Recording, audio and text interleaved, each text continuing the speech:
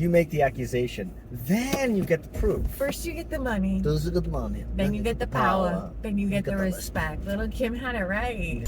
Money, power, respect. Money, power, respect. We got a straight gangster country now, I guess. Straight gangsta.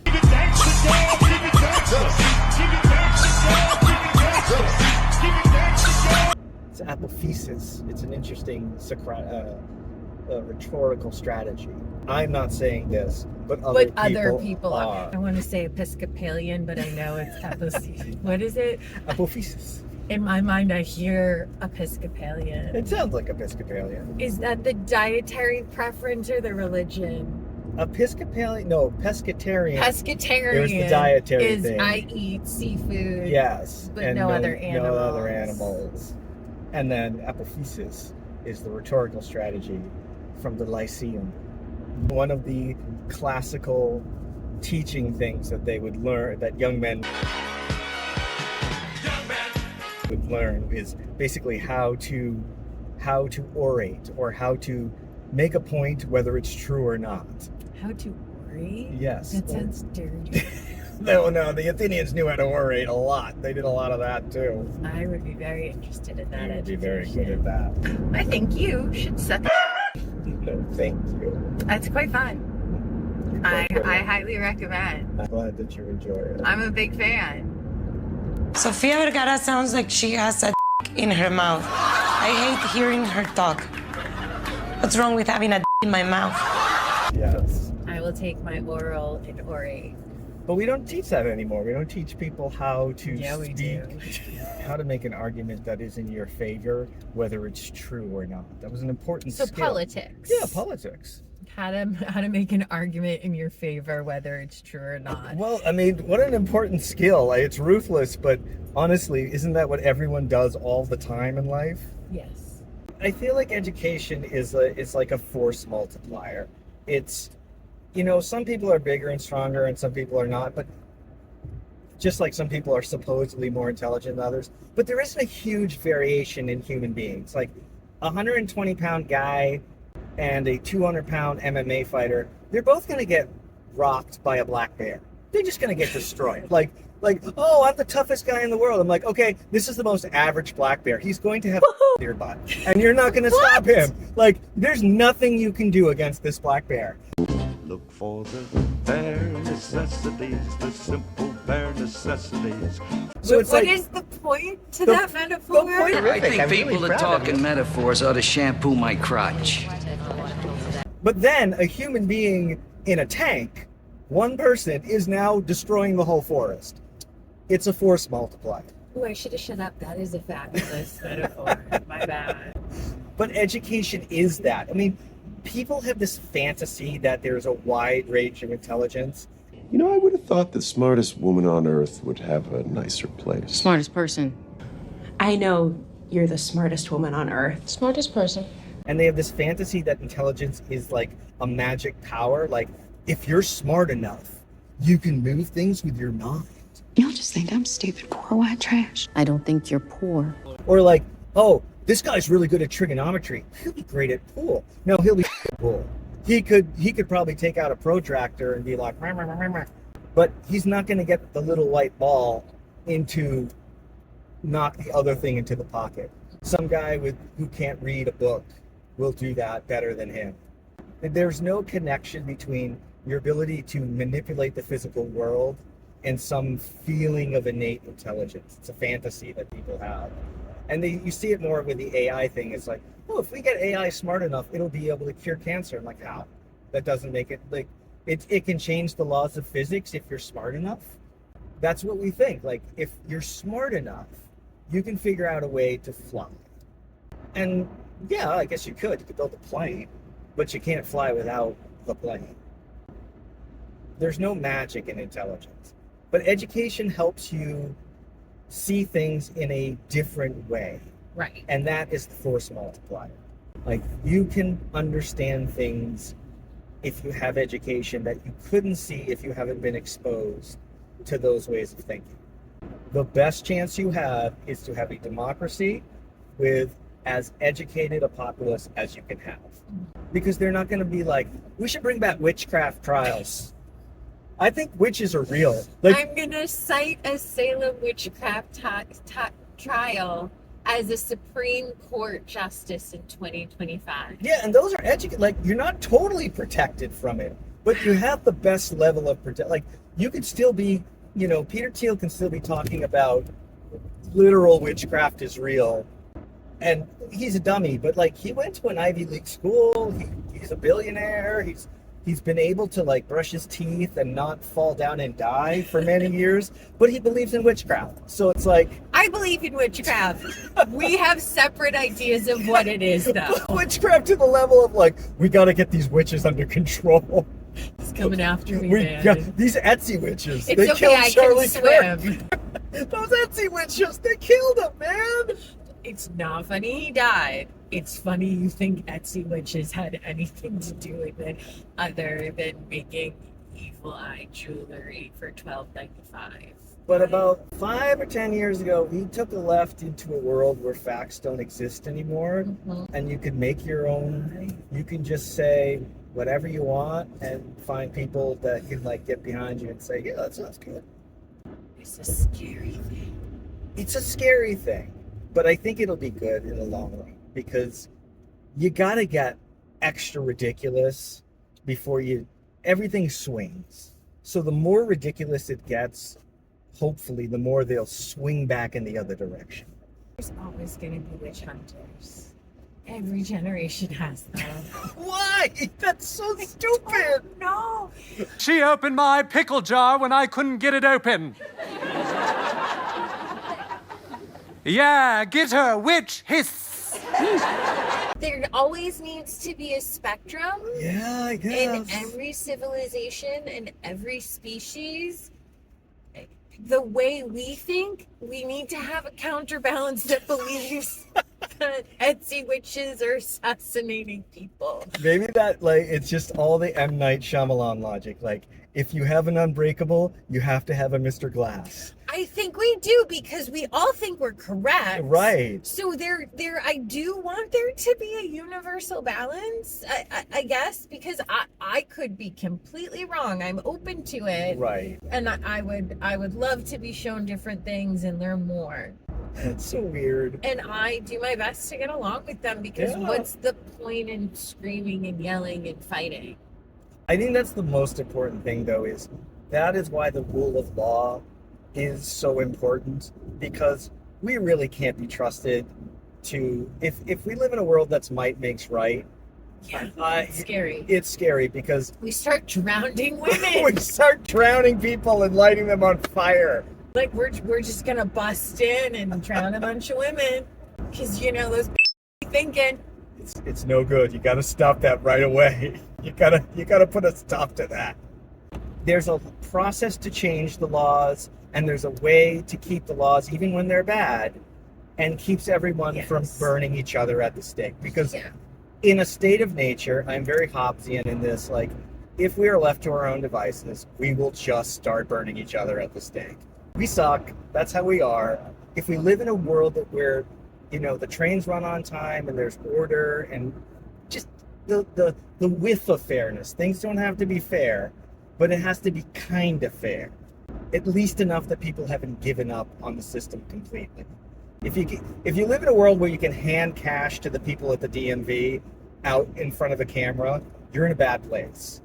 At least you have to hide your bribes. You have to slide it under. Yeah, you gotta slide it under. Yeah. But I do always think there'll be a spectrum of people. Yeah.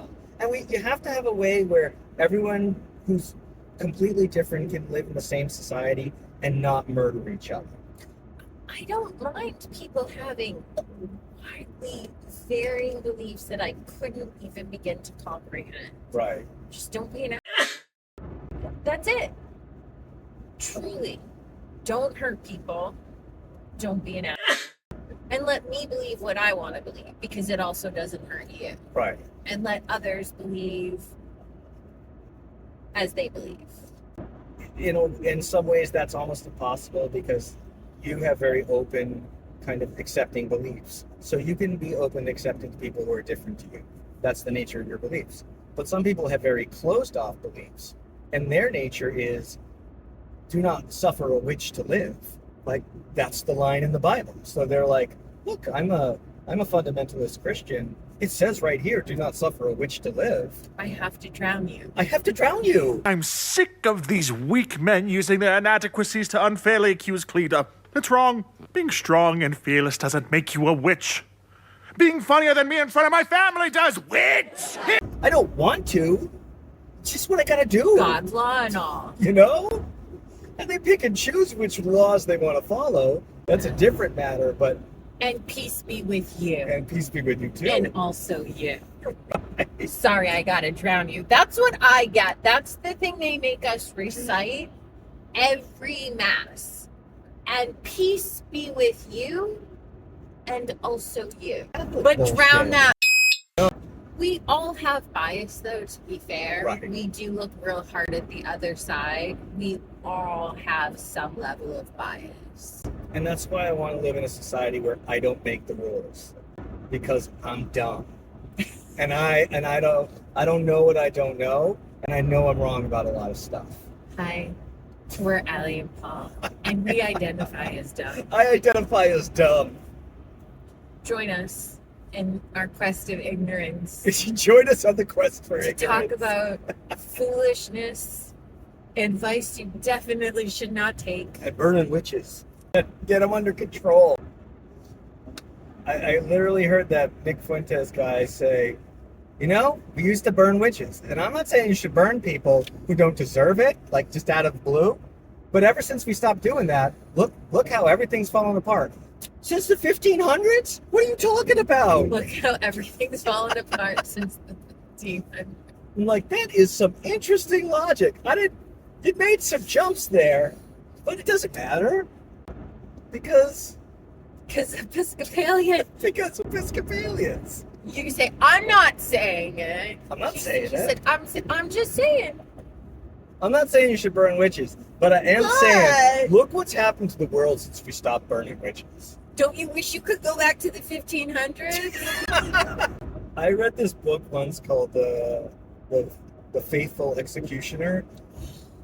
It was such a good book. It was the diary of the executioner of Nuremberg, and in the 1500s, 1550s. He just writes these short journal entries like, Joey, I broke him on the wheel for stealing a chicken. And then next entry, performed some basic medical care on this guy I just tortured. He didn't live.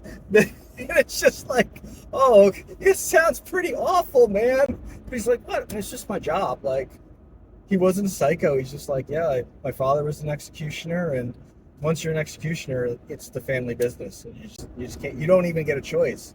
You can't leave the business. Just when I thought I was out, they pulled me back in. You're not allowed to do anything else. Yeah, they execute you. Exactly. You don't want to kill people? Great. Someone does, and he's first on his chopping block is you. When a town would run out of, like, their executioner left or died or drank himself to death because they were all alcoholics, they would offer someone on death row, like, hey, we could kill you, or you could be the town executioner. And most people would be like, I'm good.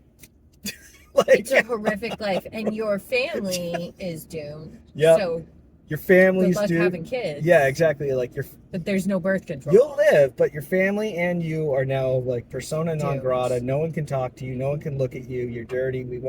You'll be rich though. Because you're also the only medical care, because you have so much anatomical Yes. training and medical, because you have to keep them alive and know where to. You get it without going into detail. Yeah. They were the only one qualified. They were basically what we would call a doctor and an executioner. They were basically the only version of a trauma surgeon that they had in the medieval times. Like, a doctor would be sitting there being like, well, Galen said that the humors are not, give him a good leeching. The state of the art in the medieval times was the four humors. They believed in, like, you're these four fluids. So fluids were very important back in the medieval time. Strangely enough, they didn't include that fluid. Really? No. That's the most important. And the doctor would just kill you. But if you had an injury, you went to the executioner because he actually knew how to set bones and deal with wounds and keep them clean. Like they knew they had figured out that if you put certain herbs into an open wound, it doesn't fester. Like basic antibiotic care, because they're like, oh, I have to torture this guy. I got to keep him alive until his execution because it's public. So, I just did a bunch of stuff to him, and now I got to keep him alive until like 2 weeks from Tuesday, which is fucked, but also super interesting. That book synopsis is so interesting to me when you told me about that. Bananas, just absolutely bananas. How these things slot into both history, but then they're just people, like they're normal people, just like us, trying to exist in a system that they didn't choose and that they were just born into. So much has to do with literally just what you were born into. I don't know if I necessarily subscribe to fate or predestined fate. I believe in something closer to free will, but I think the universe has some hand in the pieces. Just a belief. But some people really are, this is it. This is all you have. You can make some even big choices within your life. Right. But because of just you were born into a society and of an age, this is what you get. Yeah. I feel like a lot of human life is like that scene in Memento where he's chasing the guy and he just blinks in and he's like, I'm chasing someone. Oh no, someone's chasing me. Like you just come in mid-sentence into life and you got to make it all up and figure it all out based on where you're born, how you're born, what body you get, and you just got to figure it out from there. Parts you're given at birth. Yep. What you look like. But that's life. It's literally roll of the dice. That's what you get. None of it's your fault. All of it's your responsibility. That's such a good line. You just come in, you got to deal with what you get, you got to deal with the system you're born into, and you got to figure it out. I remember being at some baby library story time with my first daughter, and the first time she's handing out different colored scarves or little shakers, but there's 40 kids running at her and she's doing the best she can. And she said, which I heard over and over, was you get what you get and you don't get upset. Because I could sit and hand everyone their favorite color, and Right. that's the 45 minutes And that'll story be 45 time. minutes and no one will be happy. And I just thought, it's blunt and they're babies, but you know what? It is a good lesson to come into, kid. We're all at story time Right. symbolically, and you get what you get and you don't get upset. It is okay to be upset about certain circumstances. Yeah, but and it's okay to work, symbolically. work in whatever way to change things as much as you can. As long as you understand that you have way less impact on the world than you think you do. Like, you can't change a lot in the world. The smaller your circle, the more influence you have. Like, you can change a lot in your family. You might be able to change a little bit more in your neighborhood and a little bit more in your town. Your state might be real hard, and your country, good luck. Yeah. But people are... I'm not even in charge at my Right. local library. I can feel- Some woman with scarves is head honcho. Yeah, exactly. And on it, if you think of since the 1500s now, who is important? You think a celebrity and important from 1500s to 2026. Right. You were not a blip on the radar. What did you impact? Yeah, what is my opinion gonna do about that? Truly. And it's not, it's not nihilistic. It's not saying like, oh, I give up because I can't change it. It's just saying I have to work in the system I exist in. I want to have a life where I can exist in the world and not have an artery burst in my brain every time I turn on the news. Exactly. So I need to have a radical acceptance of Right. this is not what I feel about this Right. does an iota of good. I can have feelings and then go process it with people I respect Right. or want to vent to, or are friends and want to have discussions because of thought processes or open-mindedness or closed-mindedness, but just getting it out. It's like running on a treadmill. It is the illusion of movement without actually moving anywhere. No, because a treadmill without physical geography movement does have a benefit. Yeah, it's not a perfect metaphor. I think people that talk in metaphors ought to shampoo my crotch.